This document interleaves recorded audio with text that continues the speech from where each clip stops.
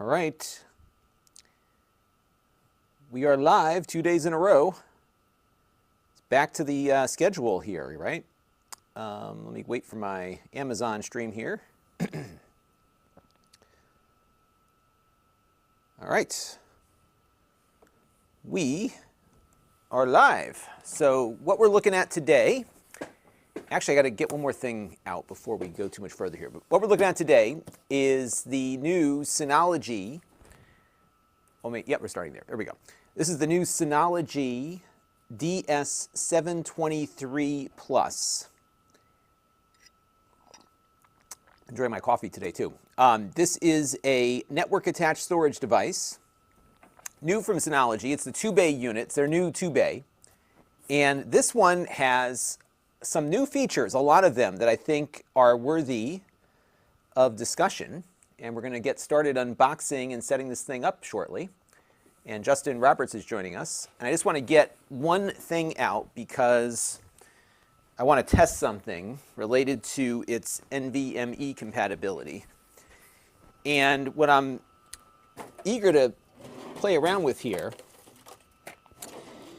is some of the capabilities that this has related to its solid-state storage. So typically, on a Synology NAS, you had room for NVMe caching. And on this new one, in addition to caching, you can also use the NVMe drives as a storage volume. So you have your main hard drive volume and then your storage volume. So that is what we're going to look at here. George is joining us. Hello there. So we looked at this at CES, the DS723 Plus. And what we're going to be doing today is unboxing it in this live stream.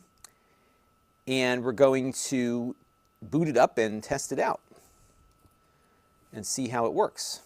So that is our plan here. Just checking something real quick. So yeah, that is the game plan.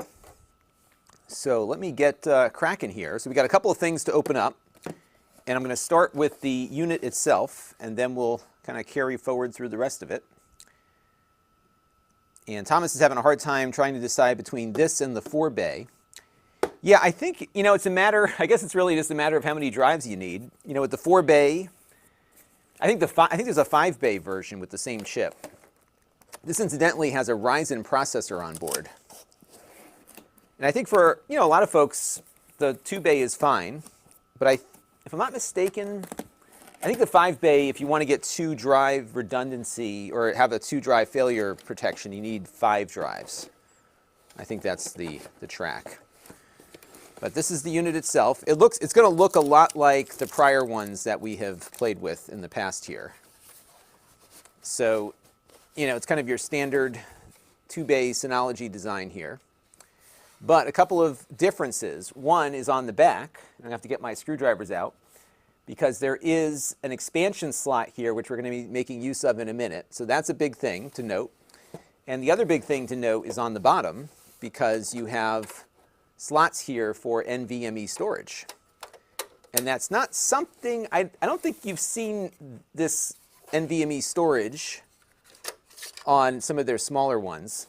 Additionally, if I pull the drive out, this one I think only has 4 gigs of RAM on board, but there is another RAM slot, so you can expand the memory on it too. This will go up to 64 gigs of memory. So you've got a lot of, 32 gigs. So you have a lot of expansion potential. And one of the many things that you can do with this thing is have it run as like a little Docker server. I'm pretty sure this still has the virtualization on board too.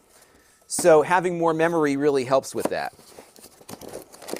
And we're going to test a few other things out with it also.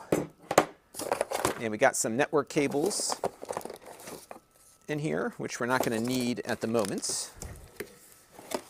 And I've got a couple of things we're going to have kind of like a little build going on here because we have to put it together, which is one of the fun parts about getting one of these. So these come without any disks in them. So in order to make the most out of it, you've got to put drives in. Matthew Burden is here. Hello there. Yeah, I've actually talked to them about all of that, because from a, yeah, they really are, I think, kind of a B2B kind of company, right? But it doesn't make any sense to me either. I think what they need to do is come up with names. Consumers like names, right? This is the power supply. It is a 65-watt power supply, but according to its spec sheets, the maximum power draw, they say, is, let's look it up real quick. So about 21 watts is the max it will draw. So they got some power budget there. And then we've got our US power cable here, which we'll hook up in a second here. And yeah, so what we're going to do is put storage in. In full disclosure, Synology sent this to the channel for review, but they are not guiding this process, and all the opinions you're going to hear are my own. They are also an occasional sponsor on my channel. I do some tutorial videos for them, which you all may have seen. But these are products that I am actually very comfortable recommending, because I use them every day, and I found them to be extremely useful. Now, you can pretty much use any hard drive you want on these, but using a NAS-rated drive is recommended. Let me just get my my tool set out, because we're going to need to, once we get these drives installed, screw some stuff in. So let me grab that real quick, if I can find it in this mess down here. I think I brought my toolkit upstairs, so I'm going to need to go get that. Yeah, let me go grab that real quick. So talk amongst yourselves for a second while I go locate my screwdrivers. And I have many screwdrivers. So I'll be right back. So talk amongst yourselves real quick. Got to run upstairs to the room where my screwdrivers were last seen.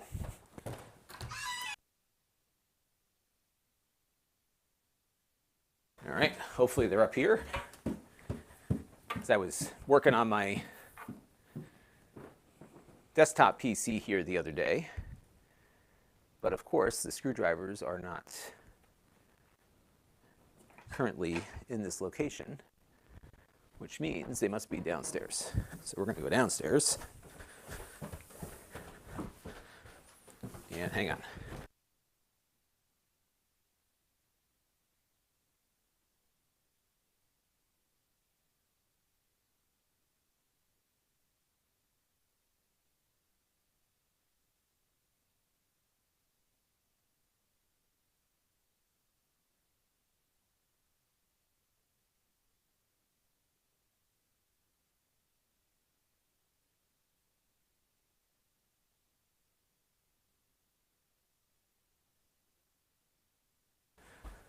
Okay.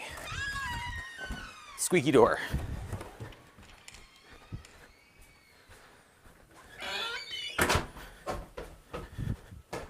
Okay, so we got our screwdrivers out, because there's a couple things we're going to have to screw into this to make it work. So we've got that going here.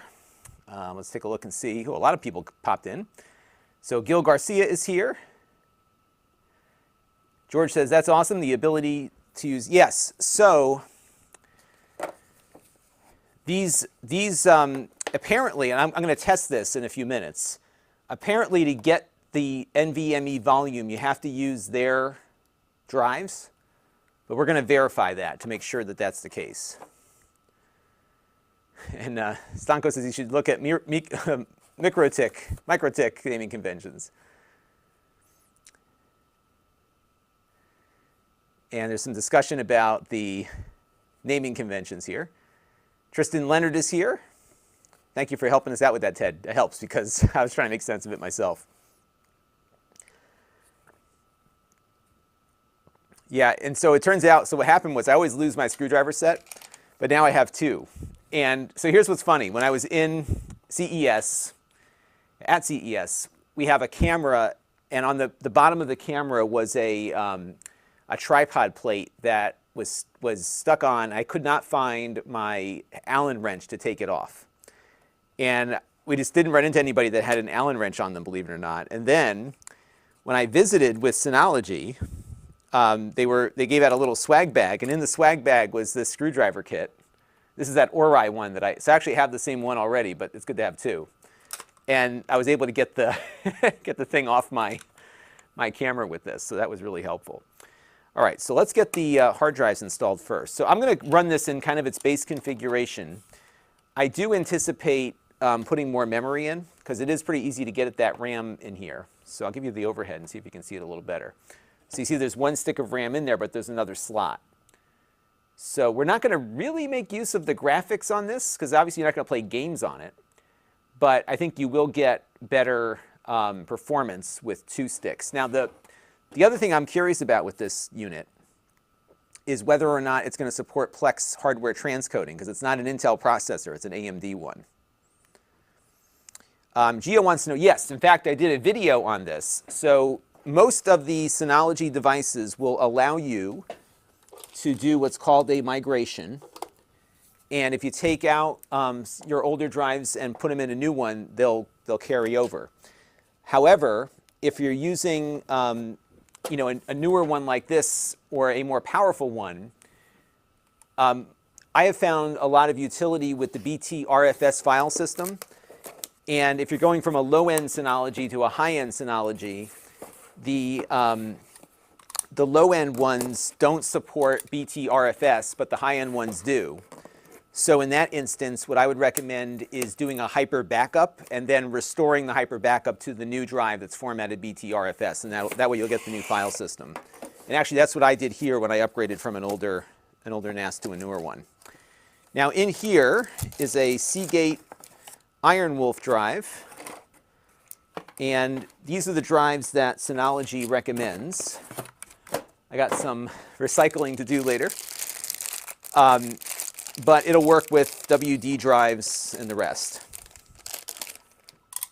But Synology likes the Seagate drives, and you get a little more data on them. Now what they sent me for drives here, let's see what we got. So this doesn't come with the drives. You have to install the drives yourself. So we have a 4 terabyte Seagate Iron Wolf, and these are designed for NAS usage. And what's nice about the Synology system here is that you don't need any tools to install the drives. So if you have a failure, you just take this tray out here and pop in a new one.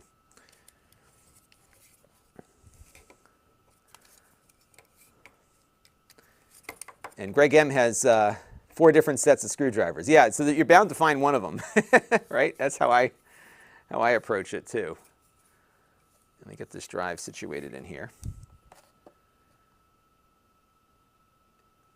And Gentico, yeah, you could keep your crypto keys safe in here for sure.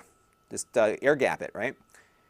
Yeah, I'm impressed with the specs on this, and I'm impressed also with the upgradability. And so what we're going to actually do in this live stream today is upgrade it. So we're going to put in 10 gig Ethernet. So we're going to see how that performs. And we're also going to maybe at some point upgrade the RAM on it too.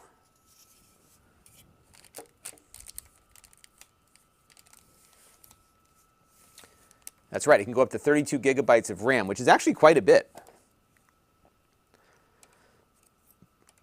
And you might be saying, what do you need that much RAM for? Well, you can run a lot of stuff on these things. Like this thing, you could install and run Windows on here virtually. You have Docker that you can run on here, so you can have your containers going on it too. So there's actually just a lot to one of these things. And so what I'm doing right now is inserting the hard drive. So this is a SATA hard drive. So you have 2 SATA slots in here.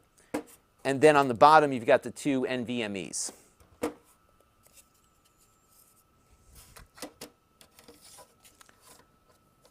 And so we'll get that inserted there. That's drive 1. And we'll get drive 2 here.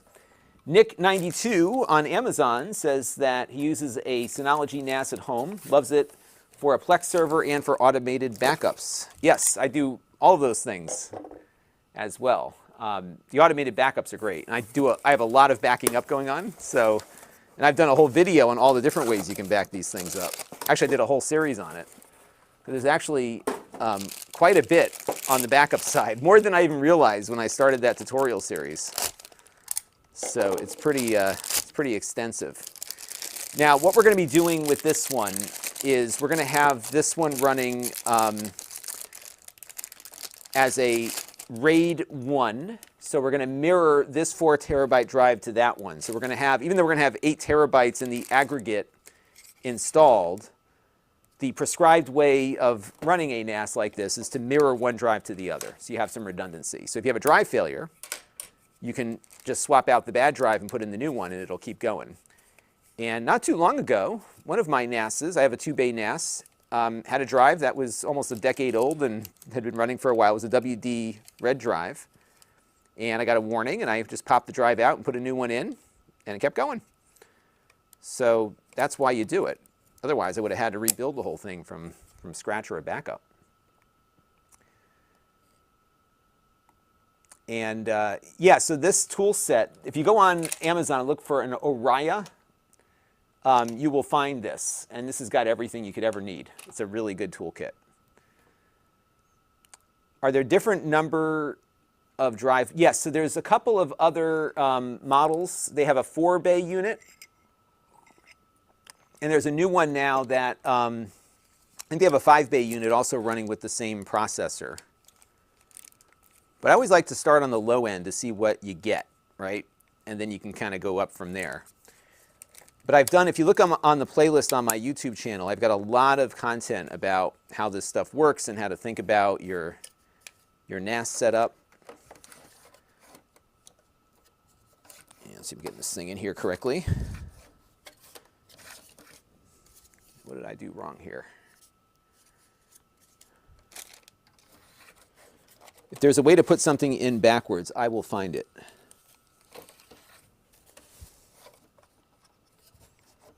So I think something's out of whack here. Oh, that's what happened. There we go. Gonna get it seated better. All right, that should do it. There we go. Okay, we got drives installed. But we got a little bit more to do, because what I want to also do, and I'm just going to start with one of these, because on the bottom we have NVMe slots here. So, and as an experiment, what I'm going to start with is one of these WD drives. Now, what Synology tells me is that you are unable, so you can use a non-Synology drive as a cache, but you can't use it as a storage volume. So we're going to see if that is the case, or if it's just a recommendation. I'm pretty sure they're going to require the Synology drive to enable this feature, but we're going to find out for sure. So what I've got is a 500 gig WD Blue, kind of a cheapo NVMe. It was fine. WD's got good NVMEs, but it's not the recommended one. So I'm just curious what happens when we install that. And what we also got in from them, though, are the official ones, so we can see how this works as a storage volume. So I think that's where there's some real value. I started out using the SSD cache on my current Synology NAS, but I had a drive failure. And to be honest with you, I'm not noticing that much of a performance difference, so I just stopped using it. But I'm just curious to see how this might play out. So we're going to put in just a little 500 gigabyte NVMe here, and we'll see how it performs. Oh yeah, it's got like so there's a screw here, but you don't need it. It just kind of clicks right in. Cool. All right, so we got that in there. And if you want to take it out, bloop, just pop it out. So I think maybe I'll put that screw back in. And I thought that screw had to come out, but it doesn't. So we'll put that back in. And I'm going with the base RAM on this, which I believe is, I think it's 2 gigabytes.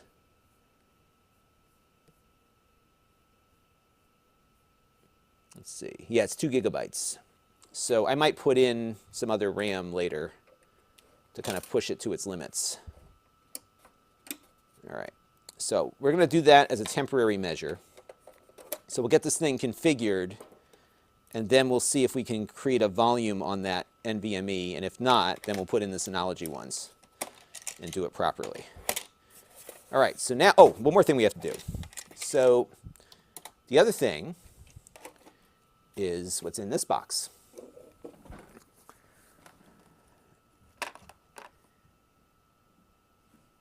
And another question similar to what we had before. Yes, you can use your existing drives, but if your existing NAS is not BTRFS, I would suggest doing a hyper backup restore.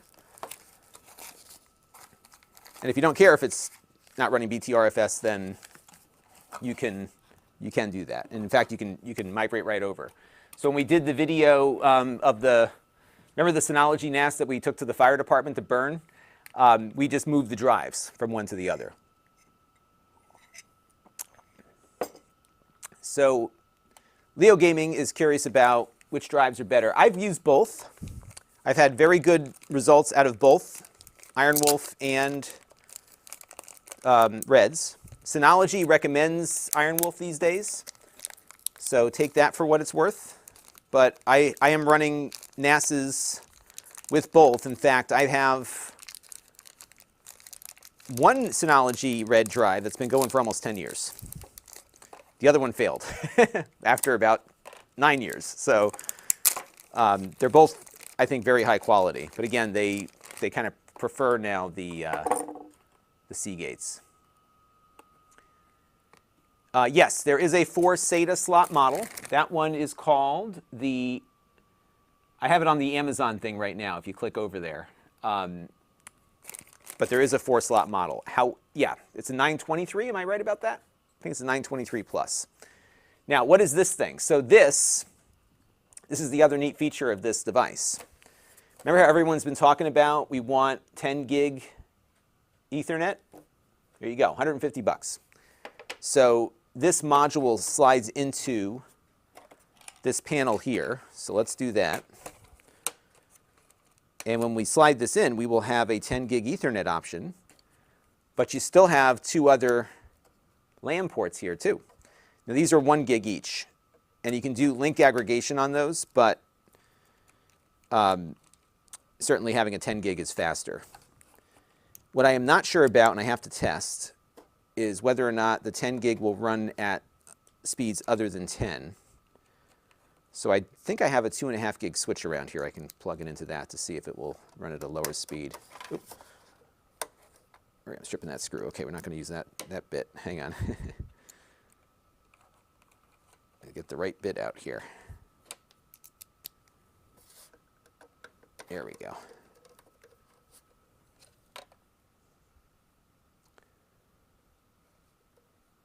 And thank you, Matt K. I enjoy doing the Synology stuff because I actually learn as much as I instruct on these things.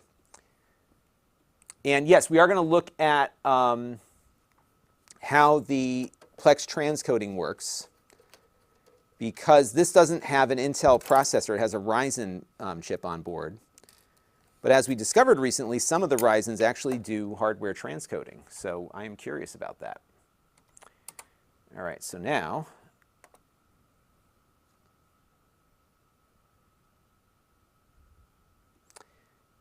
yeah, one of these days I'll get into the rack-mounted systems, right? I like the consumer things because I think they're more tangible for the audience, but I am curious about getting a bigger one.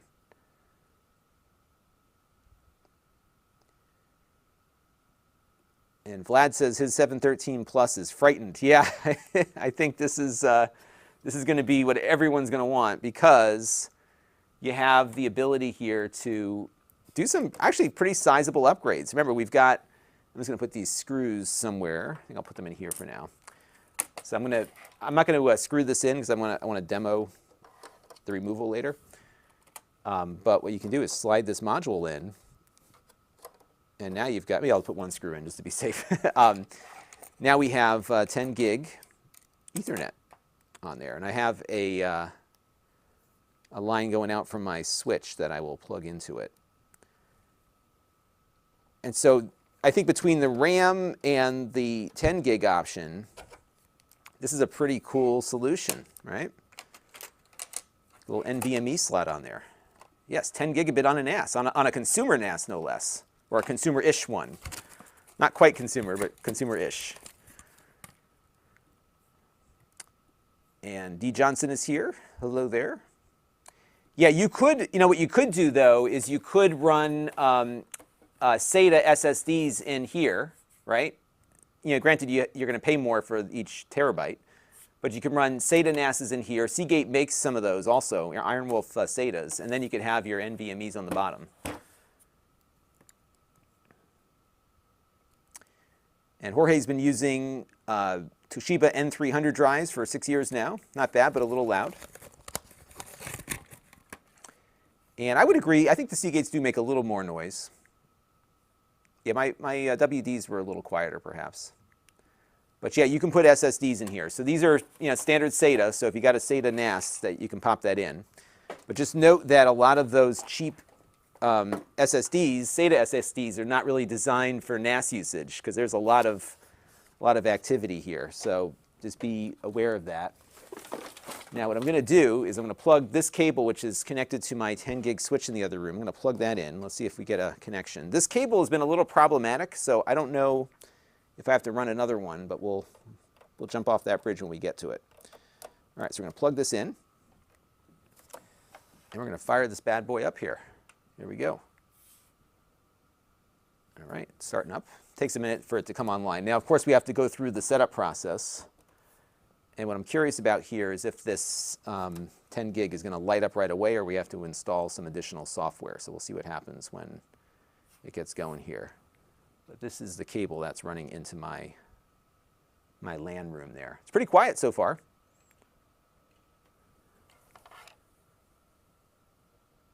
How many cores are on this thing? Let's take a look. It has 2 cores.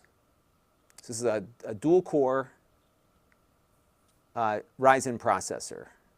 It's an R1600.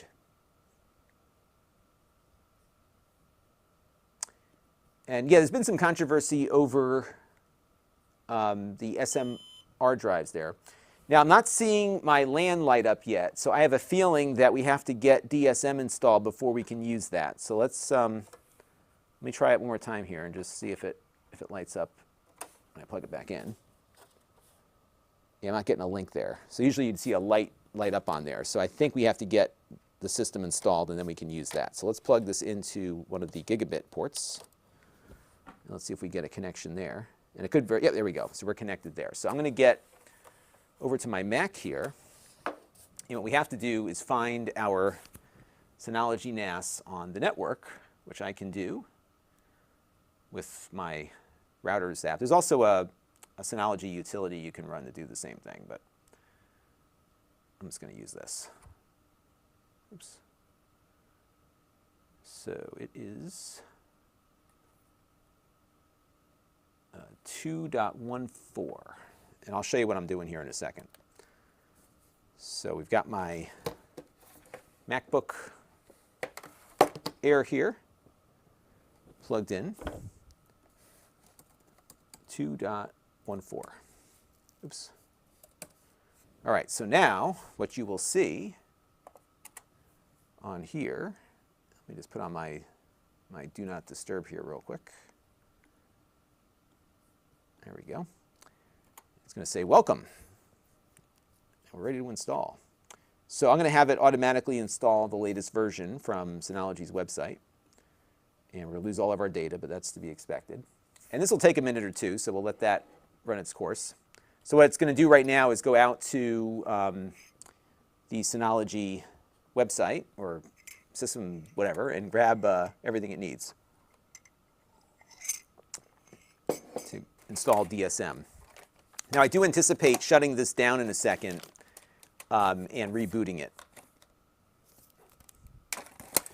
because we're probably going to have to put in one of those other NAS or SSDs into one of the Synology SSDs in. But I'm just curious, because I know I'm going to get questions about it, so I just want to see if I can answer the question initially here. So, all right, so we are at 59%, and I will show you what we have here in a second. The day's still young, JJ Mart. It could happen. And Jiro's like, yeah, I think, you know what I think we're going to do is we're going to use, I'll configure the SSDs, I think might be a better test to see what we can crank out of it. What they're saying on the spec sheet is, let's see what they say here. I'm just looking through. There was some mention on here as to what the maximum throughput you can get out of it. Maybe not. I must have misread that earlier. We'll figure it out. Yeah, we'll figure it out. And now what it's going through is its setup process here. So this will take a little bit of time. What I'm hearing now are the drives kind of starting back up and rebooting. So it looks like it just rebooted. And what I'm just thinking out loud here, what I'm also going to have to do is get a 10 gig adapter on my Mac here, so I can actually connect to this thing at the at the full rated speed.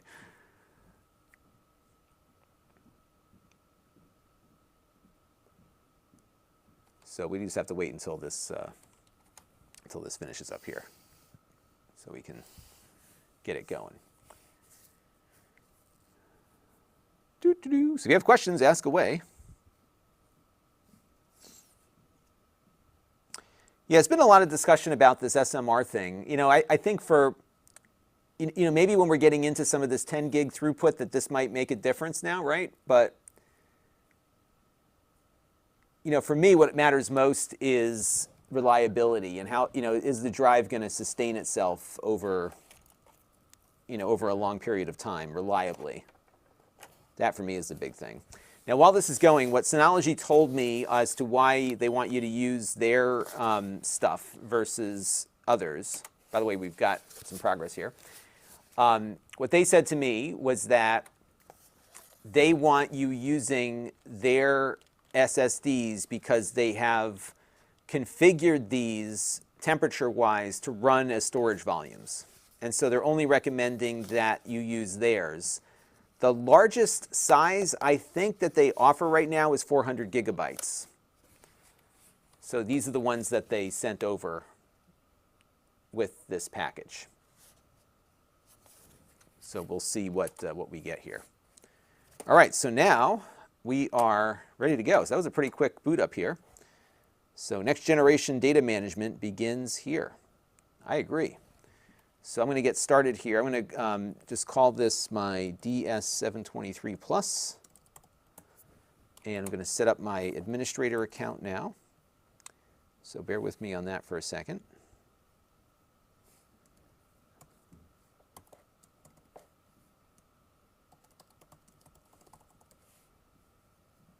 And I got to get my Bitwarden happy again.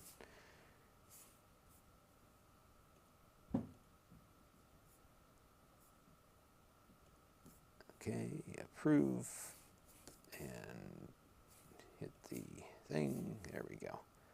I'm just going to have it generate me a password here. So let's go and generate a nice secure password.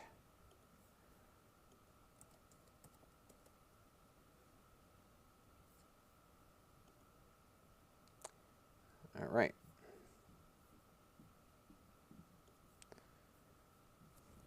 And now it's got some updates here to do, so we're going to have it do all of its updating. So we'll get everything up to date here as we start. And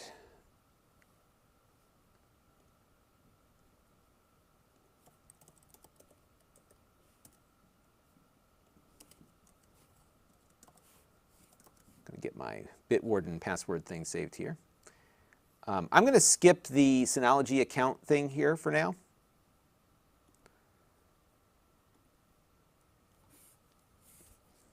And now we'll go through the setup process. Here we are.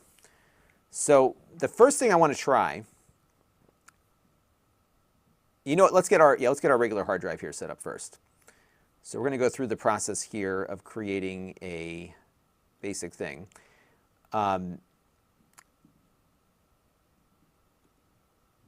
So we could go RAID 1.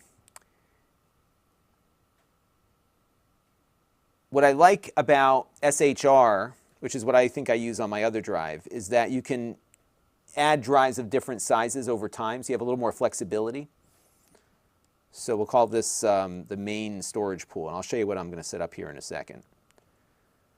And so it sees 2 drives, 1 and 2. And, so here was what I was curious about. So this is why we can't use it as, so I'm going to take a screenshot of that. So what I was curious about was whether or not that WD SSD could work as a volume, and it can't because it's not been tested or validated. So we can't use that NVMe, but the 2 they sent me, we can. So what I'm going to do here in this storage volume is specify drives 1 and 2. We're going to skip the drive check just to be fast here. I'm going to go for the maximum size. We're going to call this main storage. You can call it whatever you want, but I'm going to call it main storage. I'm going to choose the BT RFS file system. You do get a lot of flexibility for snapshots and replication and everything. And we're going to click apply. And so what it's going to do now is get the drives formatted, and then we'll have our storage volume that we can use to create shared drives. This will take a second.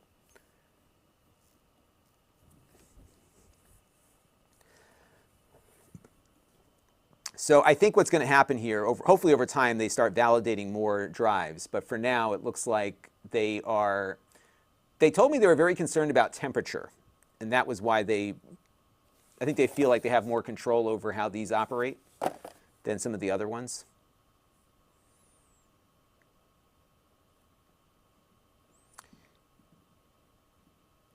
Yeah, I will read to you what they sent me. Because I mean, clearly it's not going to let you do it. So, and I was curious because I knew like people would be concerned about that. So here's what they said, and I'll read it to you here. The main reason for the 923 Plus and 723 Plus to support only Synology M.2 SSDs as storage volumes is because the temperature of M.2 SSDs can be very high when used as general storage volumes. To prevent the system from powering off due to SSD overheating, we have specially fine-tuned the firmware design of our Synology M.2 SSDs by closely monitoring the drive temperature and adjusting their I.O. patterns for a proper balance of drive performance and thermal control. This mechanism has also been customized for different Synology NAS models to meet the heat dissipation patterns of the chassis designs. If third-party M.2 SSDs are installed, we cannot promise that their I.O. patterns will be dynamically adjusted to reduce heat dissipation. And this is why we limit the SSD only to Synology SSDs if you want to create a storage volume. So that was what that is what they told me. So that is it. And Meatface, who's a rapper, says this would be great. Yeah, you can store all sorts of stuff on here. You can store your rap recordings. You can you can keep your novels on here, whatever you want. The sky's the limit. The world is your oyster. You can install recipes for hamburgers, Meatface. Meatface is on Amazon. That's why I'm calling somebody Meatface. All right, so let me show you what I've got here now. So I have, this is, by the way, this is their awesome web interface. And if I go to File Station, you can see I have no shared volumes. So I want to create one. We're going to call this Share 1. And I'll click Next here. I can encrypt it if I want, but I'm not going to do that. I'm just going with the bare basics here. And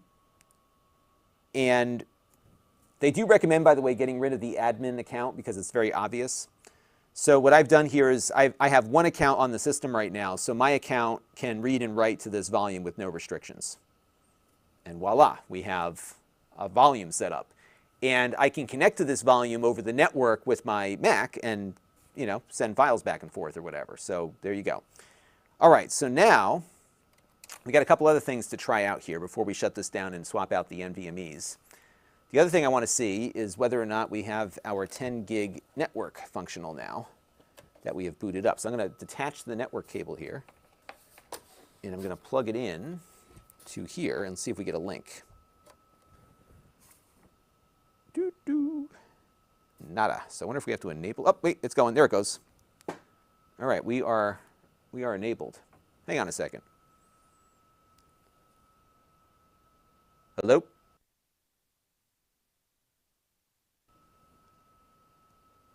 I think I'm getting a hello. I think we're getting a spam call. Hello? Oh, that's disappointing. I was hoping like we'd get somebody on the phone with us. Hello? Oh well, that would have been entertaining. I was thinking that was like my scam call of the night, but nope. Maybe they'll call back. Hey, Matt Reese is here. So you know what, Matt? I have covered these things. So if you go to Lon.TV/Synology, I've done a whole bunch of different things. You know what I'm using actually is, what's it called? I forgot what it was now. What is it that I'm using?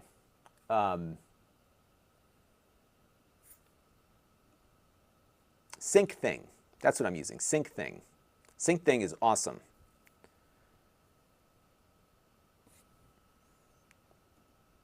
All right, so now we have our 10 gig adapter running here.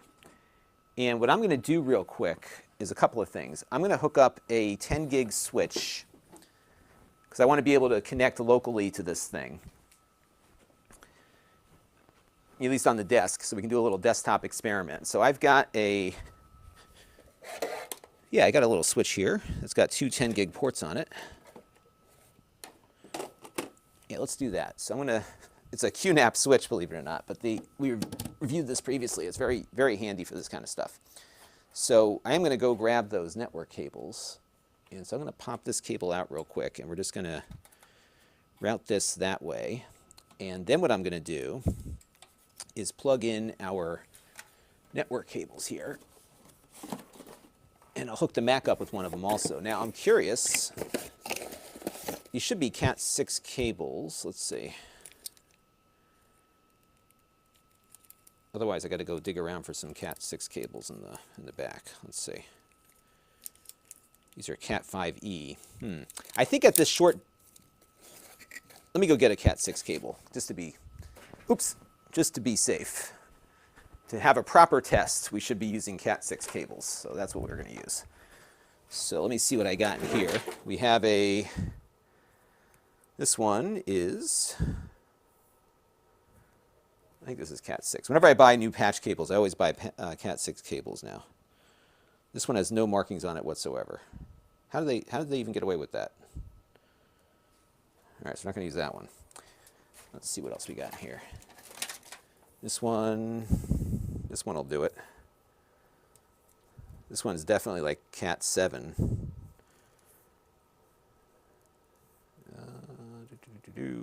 Cat.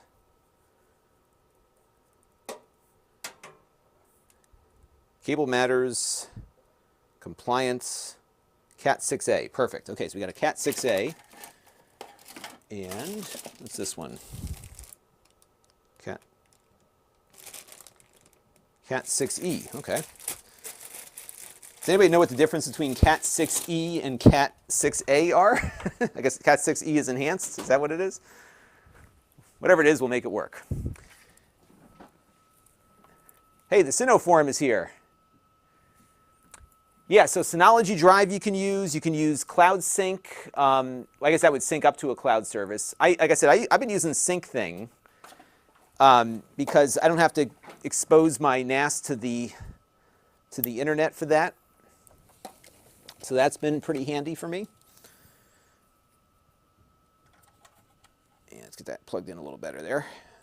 And we'll plug in, give me a second, I'm just waiting for this switch to boot up here. So what I'm plugging it into here is just a 10 gig unmanaged switch.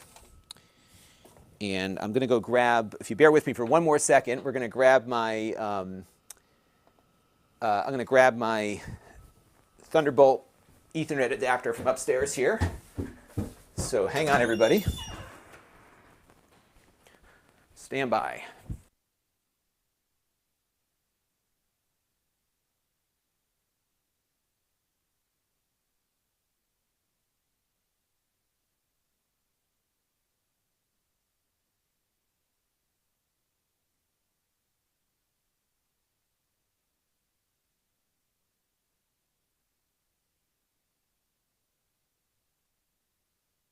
Okay, so squeaky door coming up. Look at that. Oh, sounds so good. Okay, so here is, let's move this box out of the way here. Here I have a 10 gig Thunderbolt Ethernet adapter. And we're going to plug this in to my MacBook Air here. So the switch that I'm using, I'll add it to the Amazon product carousel so you can find it. The switch I'm using is a QNAP. This has got two 10 gig ports and four 2.5 ports. And it's, here, I'll add it to the, I'm pretty sure you can still get these. This is the QSW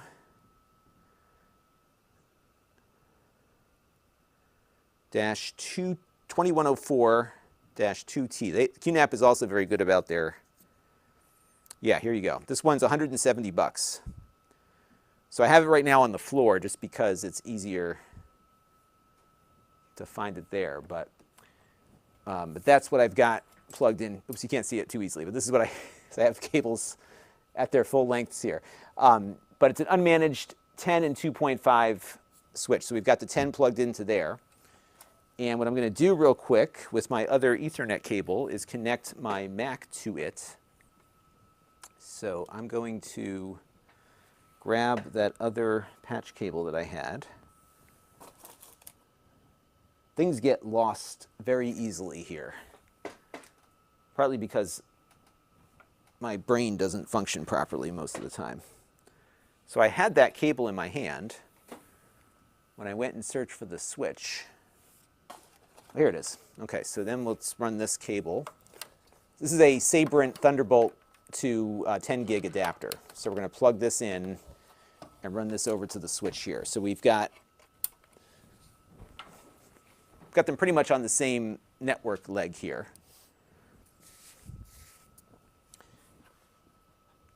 And so there you go. Yeah, so we've got two Cat6 cables here, so that means we are going to be compliant. And I just need to check the service order on my Mac here to ensure that we are putting a priority on the Thunderbolt. So what happens a lot of times here, and I'll show you what I'm talking about. And I don't think this is as big of a deal on Windows, but if you look here, you can see that my Thunderbolt, so I have my dock that we're plugged into right now has an Ethernet on it, but there's also this one. So what we need to do is we need to set the service order. And so this Ethernet I want to move up.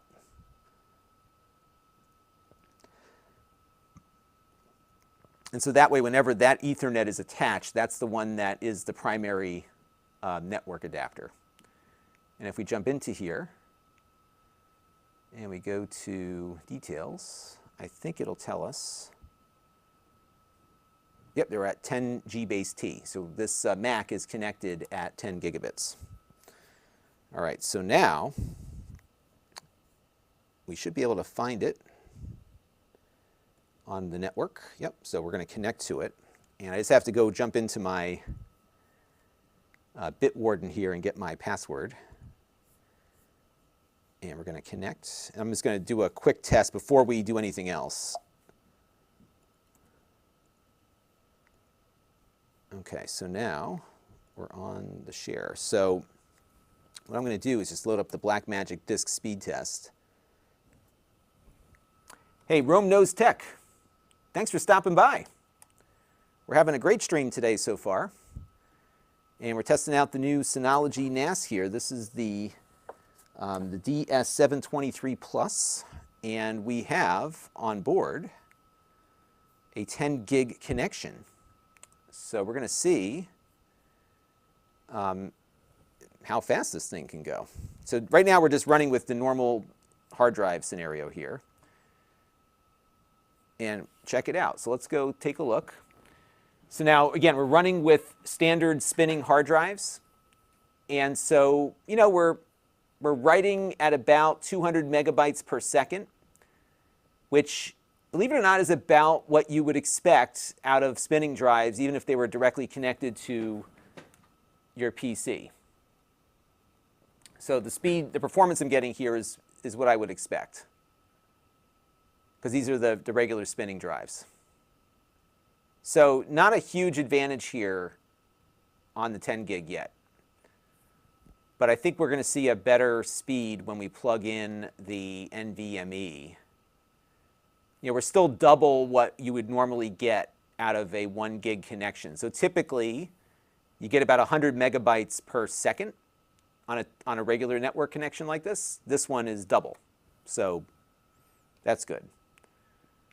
And we'll let it cycle again here. You can see how, it's coming in around 200 megabytes.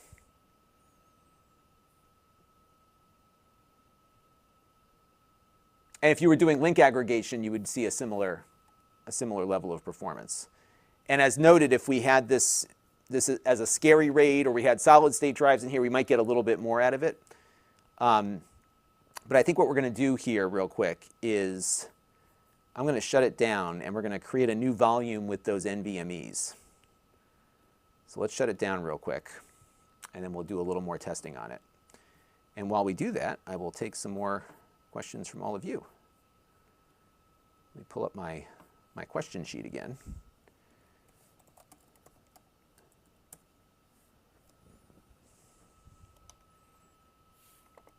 And this question came in from Mike Stevenson. And yeah, we'll definitely test that. So we'll see if this can actually do it. I have seen Ryzen processors do hardware transcoding, so we'll see how it works. So we will definitely look for that. And a lot of you are curious about that. So yeah, we will get to that. And hopefully today we'll get to it. And Meat Bun says, well, I got a lot of people with meat references here today in the chat. Cat 6e is made up standard and is more comparable to Cat 6 and not 6a. And it's rated for 1 gig at 100 meters. Yeah, we're pretty short on that cable, so we should be okay. And Leo Gaming is switching to Cat 8. You may as well, right? Be future-proof. And I would say, you know, it depends on what you're going to do. I'm curious about the Plex compatibility. That'll be a big determining factor for me.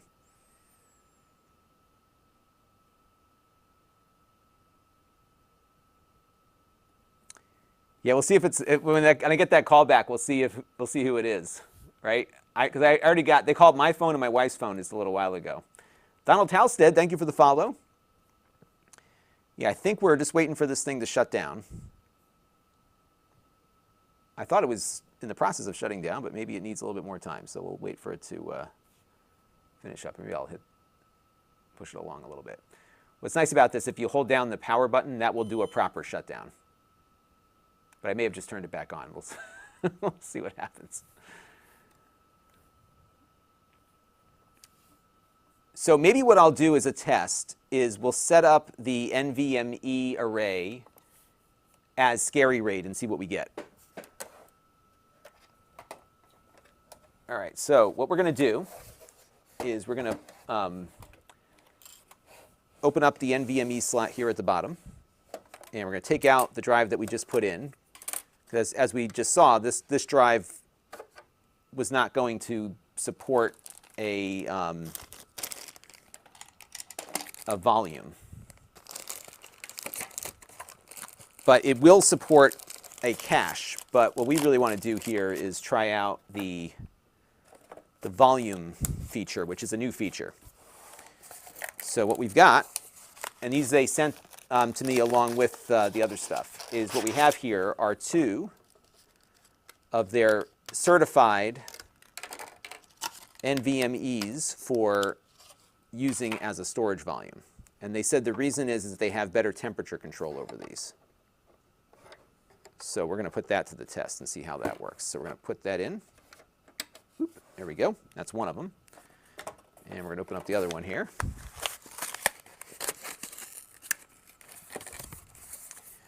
And yes, you can use all 3 ports at the same time. So you could have it on different networks totally all independent of each other. Or you could do link aggregation. Synology has not said they will be certifying other devices. So we'll have to see what they decide to do on this. And they said, again, it was all about temperature control. I guess if these drives get too hot, it shuts down the NAS. So I don't know. So all I can tell you is what they told me. And when we put in the non-Synology NAS, as you saw, it did not allow us to set up a volume with that. But I think now we should be able to. So, all right. And I think what I may end up doing as an experiment, I think I still have some Iron Wolf SATA SSDs. So I think maybe what I'll do before I do the full review is plug one of those in and see what happens. All right. So now, again, we're going to attach to the 10 gig leg here. Let's see. There it goes. OK, we're back. Yeah, so we have this issue with, why can't I get rid of this thing? Hang on a second. All sorts of stuff is going wrong here. There it goes. So we have an issue with YouTube. At 55 minutes, they cut my stream off, and they have yet to fix it. So every 55 minutes. And it reminds me of that, that Battlestar Galactica episode. What is it, like every 36 minutes or something, they have to jump out of the system because the Cylons are coming after them? Well, for me, it's 55 minutes. All right, so we're going to boot back up now.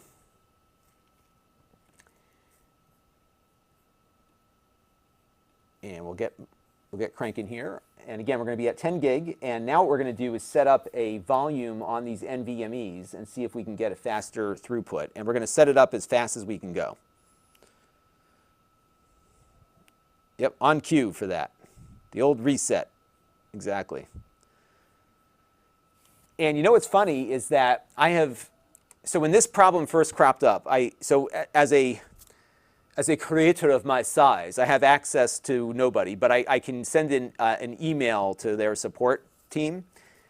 And you don't get actually a person, you get somebody behind a keyboard. But they said, oh, you found a bug. Essentially, they said, I found a bug or some bug found me. We're aware of the issue. We're going to deal with it. And then I would get like this follow-up from them like every couple of days. We're still working on it. We're trying to get it resolved for you. And eventually, they just gave up. And so every once in a while, I submit a new request. And it's like, we're still aware of the problem, but we don't have a solution yet. So the cause of it is that I stream at 4K. Which most people don't do, but I have the connection to support it. So I'm like, why not stream at 4K? And actually, it's really helpful because what I have found myself doing at times is pulling footage off of my live stream for B-roll, because I have a really high quality 4K video record of what we're doing here going up to YouTube and being stored there. So it's been actually a really useful exercise streaming in 4K because I have a really good thing up there. All right. Yeah, so I think it's all due to the 4K and the bit rate that I'm streaming at. So I stream right now, let me take a look at my settings here. I have it set to 4K at 30 megabits per second is what I'm sending up.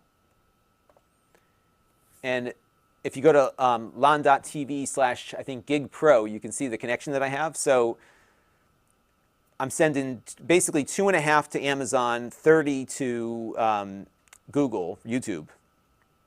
And I still have well over 5 gigs of bandwidth left. Bob says, my group of tech friends are watching you from the Big Screen app on V. Oh, that's cool.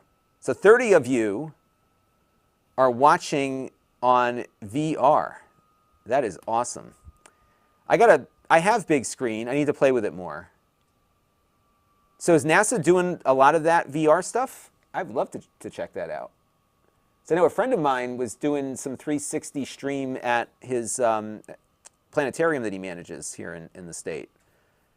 But hello to everybody. I hope the battery lasts long enough to keep me going for the duration here. All right, so now we are rebooted. We are connected at 10 gig according to my switch down here, so we have the full speed. And what I'm going to do is jump back into the NAS. And I have a different IP address. So let me go look that up real quick. Actually, I have a little, oops.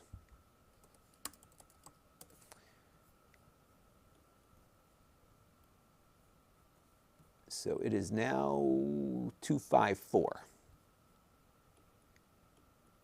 I should probably set up a static IP for this thing. And I'll log back in.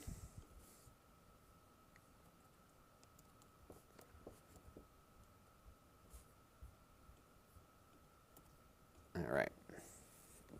So we are back. And now what we're going to do is we are going to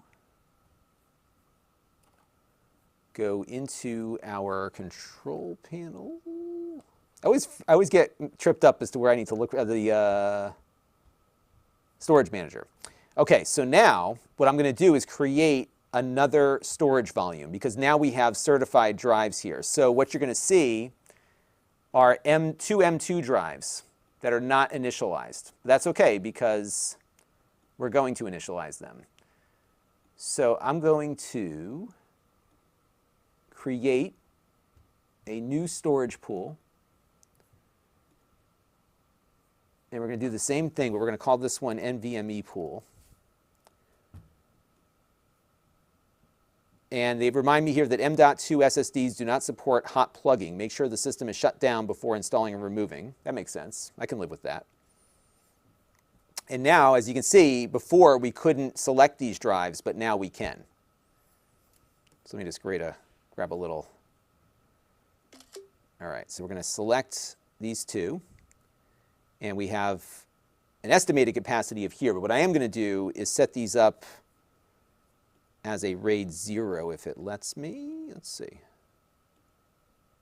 Maybe I have to do it over here. That's right. So RAID 0. There we go. And we're going to get a warning here because it's like, this is scary RAID, but that's okay. This is all for academic purposes here. And we get our warning again. So now you can see we have more storage because we're using these as a collective storage. And actually what this will also do is allow us to evaluate the maximum throughput because not only do you get double the storage, but you get the combined throughput of 2 drives versus 1. And we're going to say OK. So now what's happening here is we're formatting those 2 NVMEs on the bottom as a new storage pool. So now we've got those going. So that's healthy. And what I'm going to do is create a new volume. So we're going to create a volume. And we're going to call this NVMe. We're going to do a maximum size. I'll do BTRFS on this again as well, what the heck, and apply. This might slow it down a little bit, so if we need to, we'll switch it to, all right, so now we've got that going. And we just got to wait for it to create the file system here. Oh, that might have, by the way, that may have slowed us down a little bit also because initially when you first set these things up, there is a little bit of setup time. So maybe we should run the thing there again. Okay, so we have both drives here configured. And what I'm going to do is go to our shared folder here, and I'm going to create another shared folder. We're going to call this one NVMe test. And this one now is going to be the NVMe drives. So we have 2 shared folders, 1 on each volume right now. And so now what I'm going to do is go back to my speed test. And I'll take some more questions here in a second. And I'm going to go to my DS723 Plus. I'm going to go over to NVMe test, select that. All right, so now let's give this a run here and see what we end up with. Okay, so I have not started this yet, so let's see what we get. Whoa, whoa, holy moly. Look at that. Over the network. On a NAS. Now granted, this is what you would typically get, out of a Thunderbolt drive directly connected, but this is over the network. Now again, this is in Scary RAID. That's pretty wild, huh? Wow. So that's cool. So the next thing will be what would we get on on a mirrored volume? So maybe we'll reconfigure that in a second. You know what I'm going to do here? I'm going to record some B-roll because then I can save myself some time here. So let's do Synology. That is crazy, huh, folks? So we're getting about a gigabyte of read performance. This is on the 10 gig network again. And on the writes, about 820 gigabytes or megabytes per second. Not bad, though.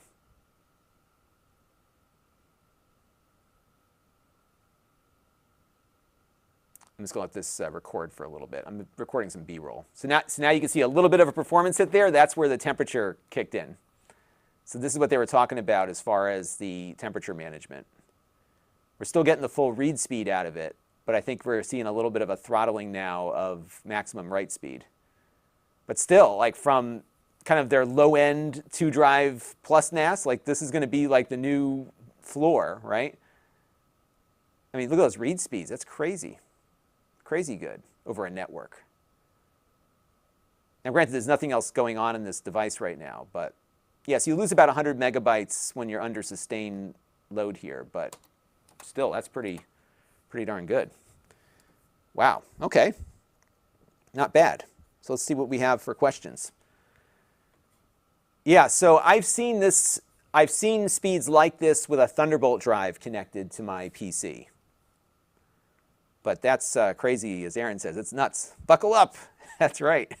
This is why it is called Scary RAID, though, for a reason, right? So, yeah, it's pretty wild. Hey, Frank Mula, good to see you. Thanks for stopping by. Yeah, we are going to test Plex. We're getting there. We're getting there. I'm just trying to get a few things figured out here. I need to start doing more with big screen here, so I will join. So, hey, Bob, why don't you email me at Lon@Lon.TV and send me your group. Maybe I'll pop in and join you all at some point. So the capacity for this unit, that is a good question. Let me look it up real quick for you. So let's go to the specs. Maximum capacity for memory is 32 gigabytes on two 16 gigabyte modules. Let's see. You know, it doesn't list a maximum storage capacity, so I'm guessing as big of a hard drive that you can find for it, it will support. All right, so the next thing we're going to do is we're going to reconfigure our storage volume. So I'm going to go back to my storage manager. I'm going to go back to our M2 slot. I'm going to delete, I think I have to do this. I have to delete the volume. So we're going to go to storage pool 2 here. I'm going to remove it. Or volume 2, hang on a second. I want to reconfigure, yeah, I want to remove the whole darn thing. So we're going to reconfigure this pool. Because right now it's in Scary RAID. So we want to get rid of Scary RAID. So we're going to remove, yeah, going to wipe it all out. That's fine. And I need to remember my password. I think it's still there. There we go. So now it's, okay, so now what we're going to do, wait for it to finish removing. Okay, so now we're going to build a new storage pool. This time we're going to do it in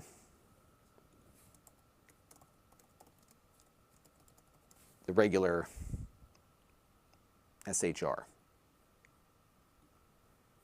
And we're going to select our 2 drives here again. Now you'll notice that we don't get that capacity we had before because we're going to mirror from one to the other. And so now it's going to recreate this. And so now we're going to have a proper mirrored NVMe from one to the other. So we're good there. And we'll go back to our shared folder here. And let me refresh this.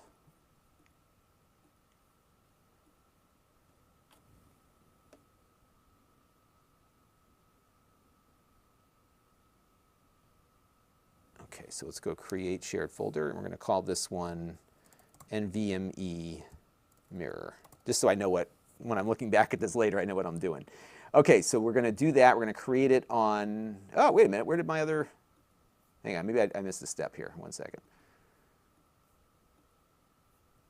I forgot to set up a volume. Okay, so let's try that, max, there we go. Next, BTRFS, apply. All right, so now we got a new volume created here. And I'm pretty sure it still supports unofficial spinning drives. I will find out about that. So energy consumption, they say maximum is about 21 watts under load, about 8 at idle.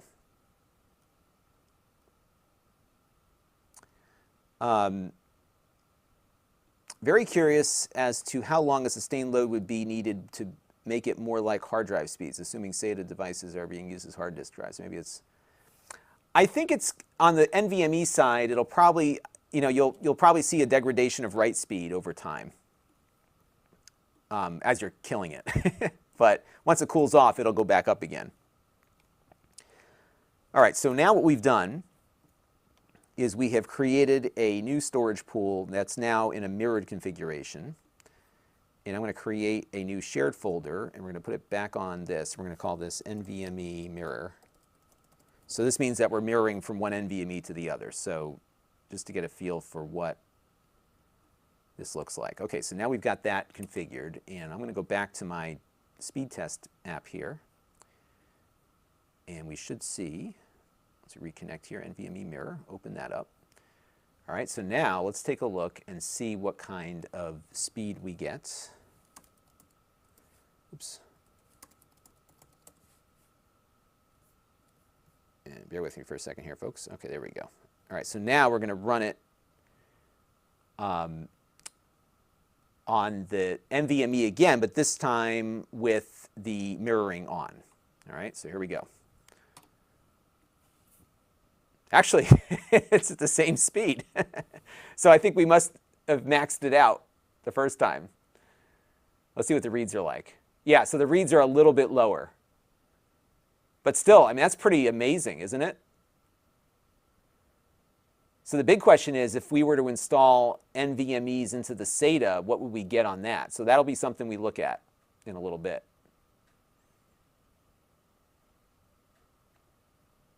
That's pretty darn good, I think. What do you all think? About 700 megabytes per second over the network. 800-ish. And again, this is off the NVMe volume that we created with these Synology NVMe drives.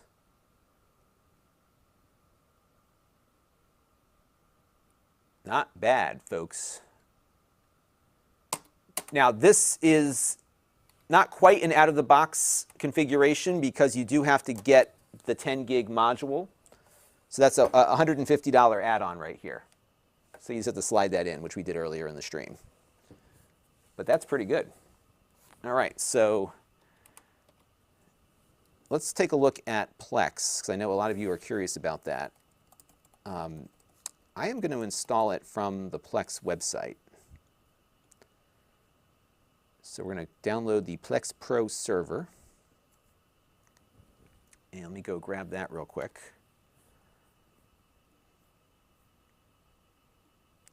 Yeah, I'm impressed with it. So is this NAS going to consume less energy than a PC using a T model? I think so. I think it probably will consume less power. I'll run my thing on it in a little while.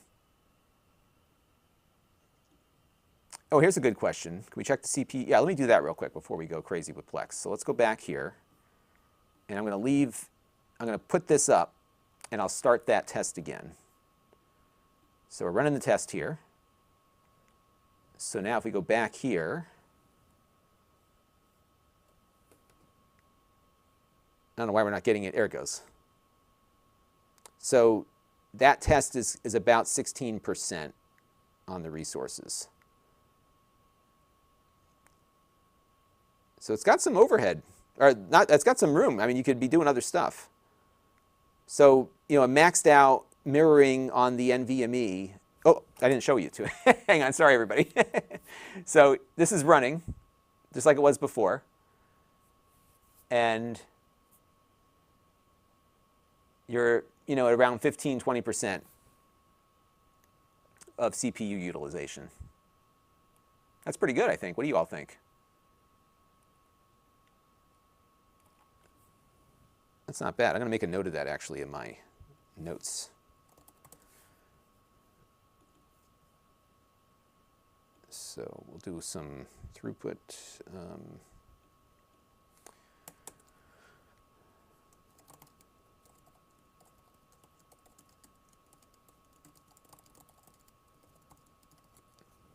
That's pretty good, I must say.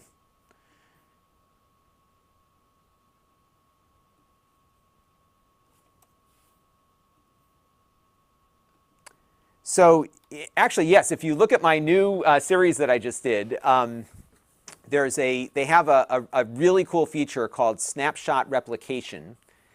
And what it will do is replicate on a regular basis file changes from one Synology to another. It's not all that difficult to set up, and it actually makes a lot of sense when you get a feel for it. So you can do it that way. You can do, they have another function, a Synology drive that you can use to mirror things together. There's a lot of different ways to skin the cat, for sure. But yeah, this is pretty good performance. All right, so now, this is a Ryzen chip on this. It's a, what do they call it? It is a Ryzen R1600 is what they're using on this one. All right, so the next thing here is to mess around with Plex a little bit. So I'm going to select it for Synology DSM7. Believe it or not, I have not run Plex on DSM7 yet, so we'll see how it plays out. And I think this is a 64-bit. I'm going to install the 64-bit Intel version. And to do that, we're going to go over to the Package Center. And I'm going to do a manual install. I'm going to select the file. Just bear with me here, folks.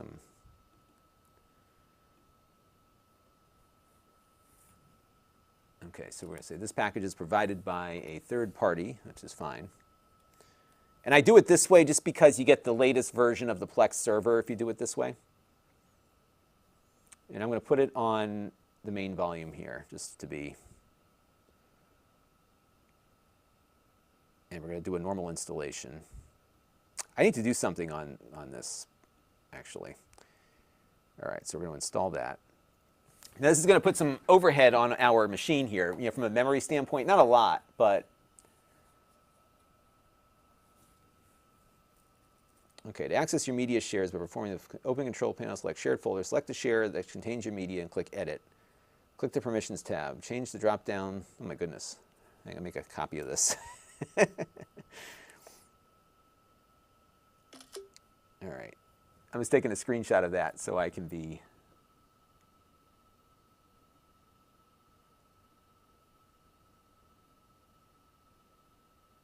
Okay, so I'm gonna click OK for now. All right, so we got the Plex server installed. I've got to do a couple of things here. I got to move some media over. So what I want to do is move one of my couple of test files over to it. And to do that, I'm actually going to connect to another NAS on my network with this thing. So I'm going to go and do that real quick. I got to remember how to do that now.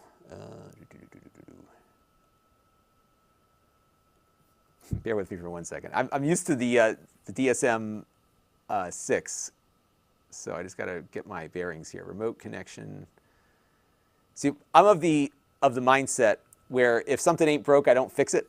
So my main NAS is on DSM 6. It's still getting updated, so I just kind of left it on that. I do use DSM 7 on these review devices, but All right, so there we go. I've got it here. So, and I just got to make sure I get the right name of the folder here.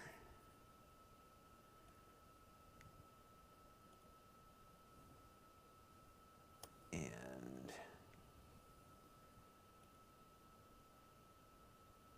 yeah, that's what it's called. Okay, so blue. Bear with me for 1 second here.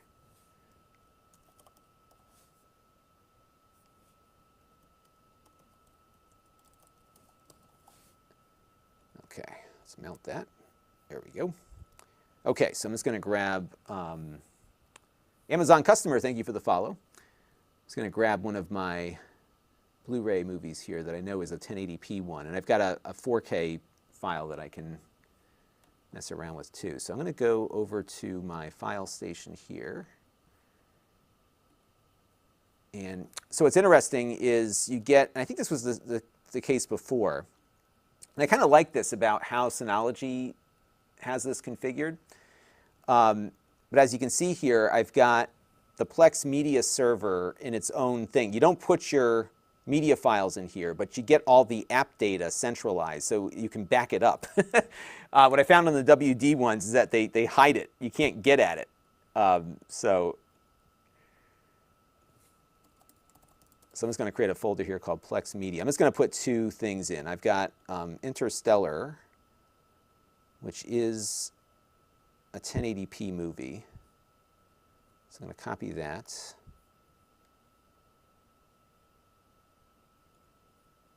And then I've also got a 4K test file that doesn't have any HDR on it. So I'm going to throw that in here too. So we'll let that go through. And bear with me for 1 second here while we copy those files over.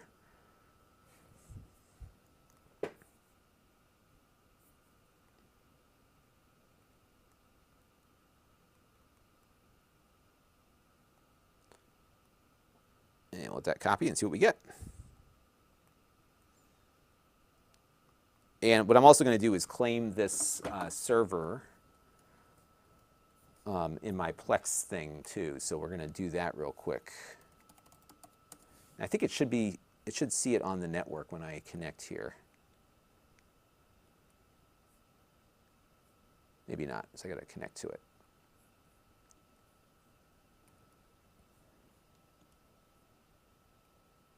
Yep, it's got to log in. So what I'm going to do here is set up the Plex server while we're waiting. And I'll take some questions perhaps while we do that. Well, I got a bunch in that I missed here.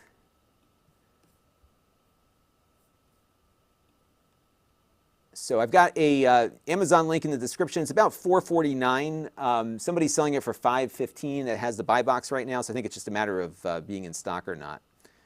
And this is what I'm going to test now. I'm not sure it's going to handle transcoding.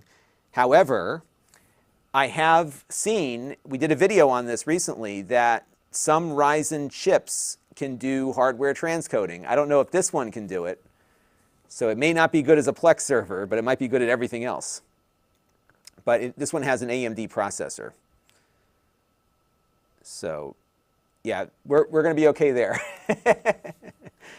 Don't have one of those. We're good.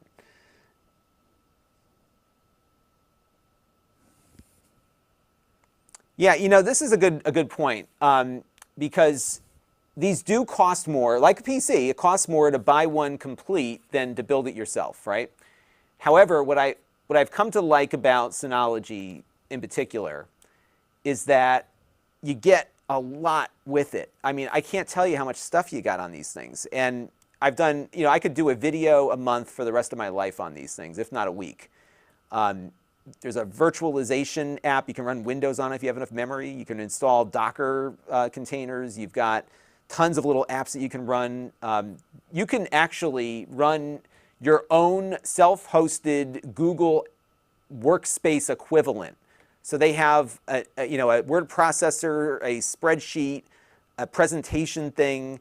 it all runs on here that you can have everybody log into, and the functionality is very similar to all of that. So it's crazy. But yeah, it looks like everyone's opinion here is that it's not going to work. And I will probably agree with everybody when we get it going here. We'll see what happens. All right, so we're going to get this Plex server set up here real quick. So I don't have high hopes on the Plex compatibility. That might be a deal breaker for some folks, which is unfortunate because you finally get everything you want and it doesn't do the Plex transcoding. But we'll find out. I will test it with channels also at some point to see how that might work. And we're going to just pick my... Oops, that's not what I want.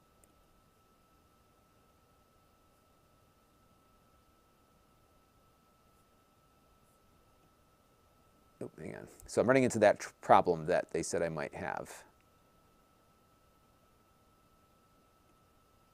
Oh, I think I put them in here. Let's see. Should be in there. Let's see if it finds it. Okay, so now I'm just going to choose that to finish setup. Okay, so let's see if it indexes that movies folder. Okay, so I have to give, so this is a permissions issue.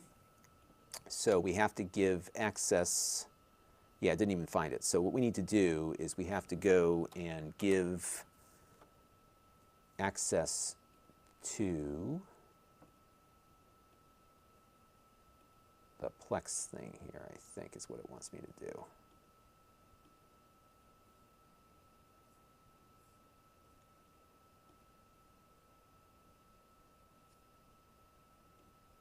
Let me do it on the other screen here. Hang on. So we're going to go into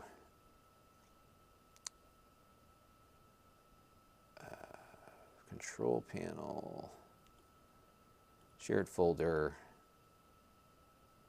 share one. I need to add some access levels here. So let's go to edit, permissions, and Plex Media Server. I want to give it read-write access to this directory, and I think that should get it going. So let's go back, manage the libraries, edit library.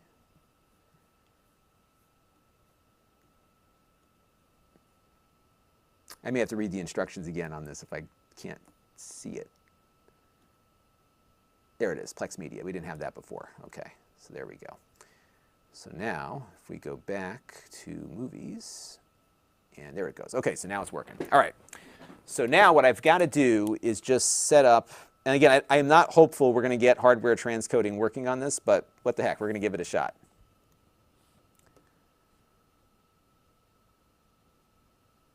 And let's see what we find here.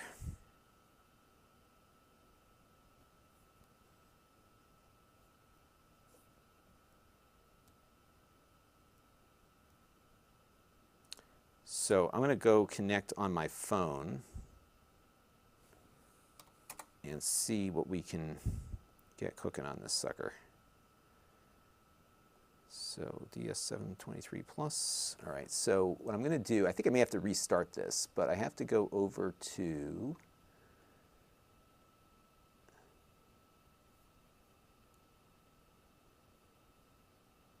transcoder. So it's already selected for hardware transcoding when available. I don't know if it's going to do it though, so it is on by default. By the way, you also need a Plex pass for that.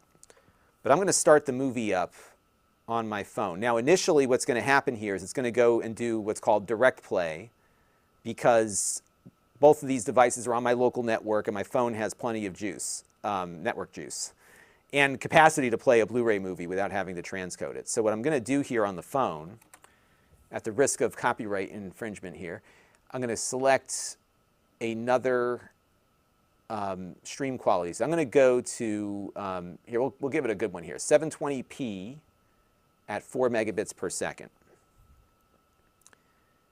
And so when I select that, now it's going to start chewing on it. And let's see what it tells us here in the dashboard. So I'm going to, oops. So I'm going to expand. I'm going to show you this in a second. I just got to expand the thing here. Yeah, so it's actually working. I can't show you the screen because if I do, it's going to give me a thing. But check it out. So if we were hardware transcoding, we would see HW here, which we don't. However, oh yeah, that's not good. So yeah, so it's not hardware transcoding on the Plex side. So although the movie's playing for me right now, if I were to start another one, it would totally not work. Because look at your CPU utilization. It is 100%. It is maxed out. So on a hardware transcode, this would use maybe 10%. But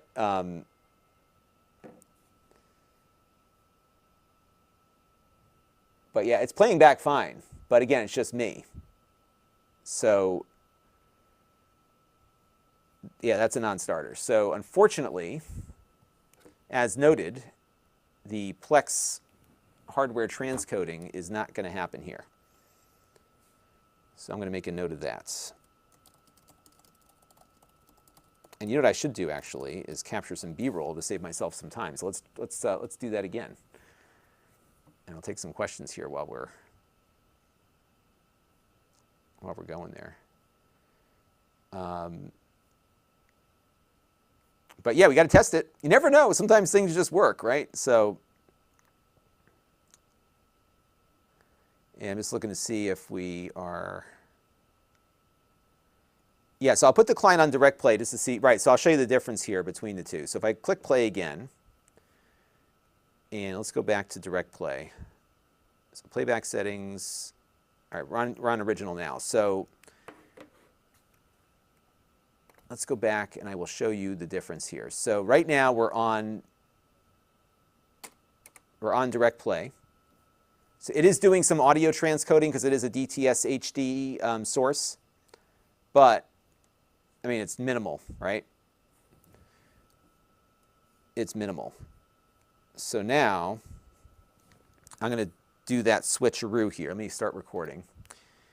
And I'm going to go playback settings. We're going to select that 720p 4 megabits per second and watch it choke.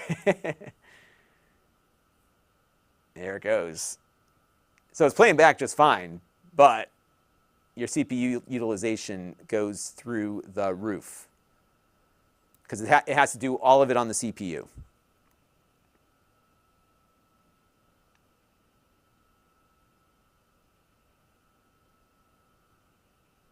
So I'm just going to get a couple more seconds of this.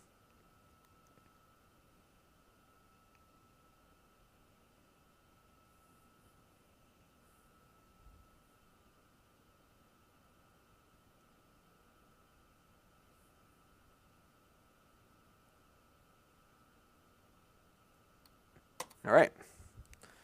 So unfortunate. If this was an Intel chip, it would do it, but it's not. So no hardware transcoding.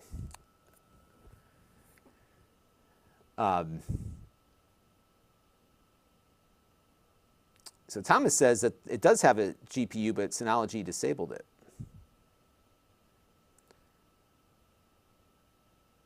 Yeah, exactly. So we would see that HW in there, which we didn't see. So I can double check and make sure that we have, remember we all looked at that. It did say that it was enabled. So let me show the advanced here. So yeah, so we have hardware acceleration here. And I did not have to enable this. So usually, like the way it used to work, you used to have to specifically enable it and then restart it. But here it is enabled, and it's not working. It's also mapped to my PlexPass account, so that is something that you have access to. So that is your answer, folks. And yeah. You cannot set the temperature in which it throttles. And that's, again, another thing that, that you don't get on Synology NAS, which is that you don't get a lot of granular control of the hardware. But 100% usage is actually normal on a Blu-ray transcode through the CPU. So although it's not what you would get on an Intel NAS. So I have an older 218 Plus, I think, and that one transcodes fine, but it's an Intel processor. So yeah, yep. So that's the unfortunate thing.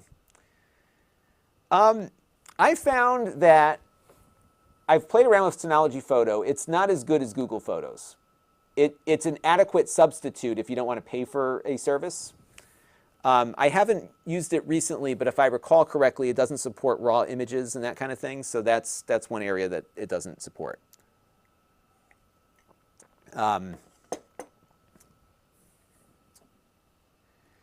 Gio wants to know, what is the longest live? I've had one that I think went about 4 hours. Yeah, I'll have to check back and see when that was and what it was. But it was a video that we were shooting. A lot of times the streams take a long time. So RT365 wants to know what's going on. So we got in a new Synology NAS that I'll be doing a full review of soon on the main channel, or this channel. This is their 723 Plus, and we're kind of at the end of my initial testing run here. This is running with a Ryzen chip, a R1600. It's a dual core chip. It's got a lot of expandability. Notably, it supports 10 gig networks. So if you have to put in an optional NVMe network adapter. On the bottom, you have 2 NVMe slots, and you can actually use a Synology branded NVMe as a storage volume. And we found the performance out of it is exceptional over a 10 gig network. So there's a lot to like here, but it's not going to work well for Plex, which is a bummer because this thing would otherwise be the perfect network attached storage device, I think. So, and Frank Cromer reminds me, yes, I think the PC build video was probably one of the longer ones. Anytime I build a PC, it takes a long time. And it's like watching a train wreck.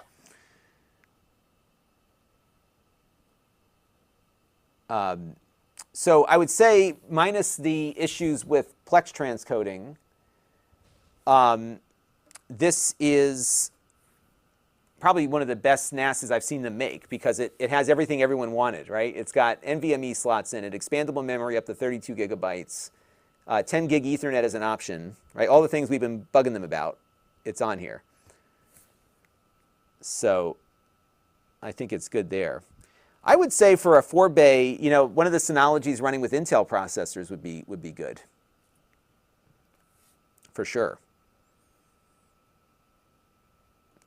The 400 gig Synology drives, I got them in the Amazon thing here. I think I got the right one.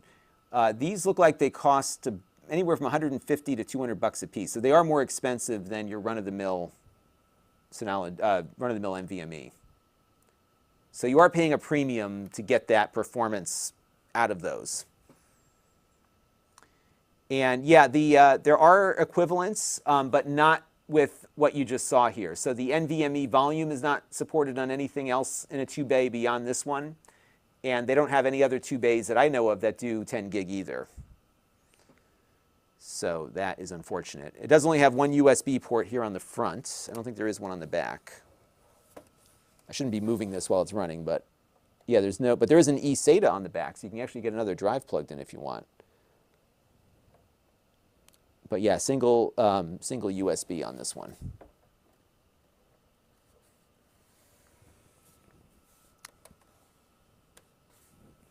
So yeah, that's the only bummer on this one is the transcoding issue. I'm going to do some research into this too, though, to see if it can do more. And there was some discussion about this on the Reddit for this.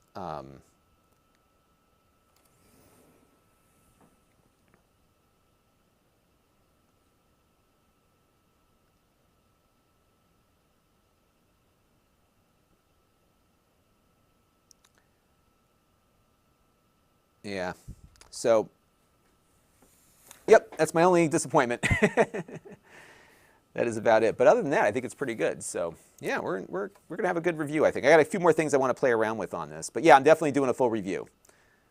So we will look into that. Unfortunately, there's not much more to talk about on the transcoding side just because it doesn't do it. But I am going to ask them if it does. I do need to ask about whether or not it works with their own stuff. By the way, RT365, thanks for becoming a member on the channel. Much appreciated.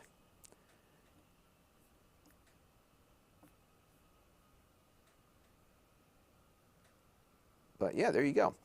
All right. Well, I've got a few more things I want to play around with on here, and I've got to take a quick break and do a couple things around the office here. But yeah, you know, it's going to be good for a lot of use cases, maybe not so good for others. And just to show you the depth of what's available on here, let me put this up here for a second, because I just want to show you on when you have one of these plus NASs, you get a lot of other stuff. So you get all the active backup, which we covered in another video earlier. Does it have, let's see, Docker is on here, I believe. Is Docker on here? Where'd Docker go? Let me search for Docker. Yep, Docker. We can get Docker going. They actually have a really nice Docker interface on here too. There is a virtual machine manager. So you can actually install and run Windows on this thing, believe it or not. I only have 2 gigabytes of RAM on this one, so it's not an ideal configuration at the moment, but it does have that. So there's a lot that you can do with one of these, with the exception, though, of the Plex transcoding issue we just talked about. But this is all the stuff. I mean, this is just the Synology stuff you can install on it. It just goes on and on and on. But the Docker interface is really slick. Because if you ever played around with Docker, it's not always the friendliest thing to get started with. And for me, I found using the Synology Docker interface was a really great way to learn about Docker. So it's good stuff. All right. Well, you are welcome, everybody, for what I did, and I appreciate all of you stopping in. And I'm sorry about the ending on the Plex note. It's kind of a bummer, right? But yeah, there you go.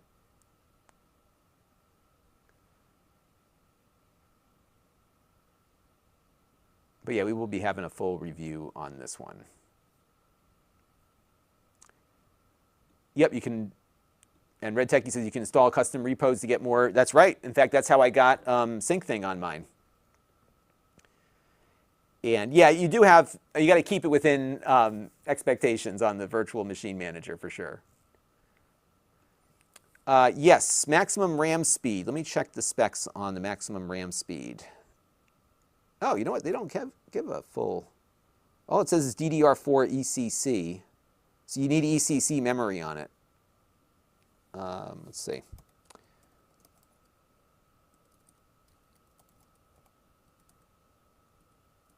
Okay, so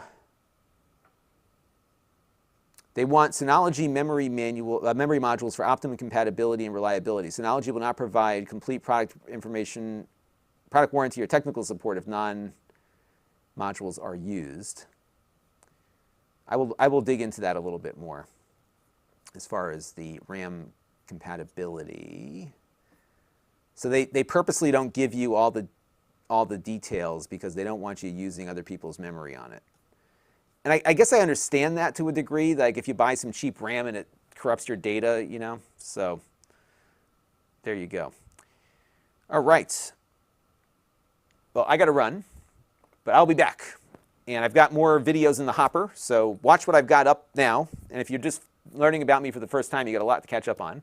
But we will be having a full review of this in the very near future. So stay tuned for that. And we'll go from there. Yeah, you know, I don't know the extent of,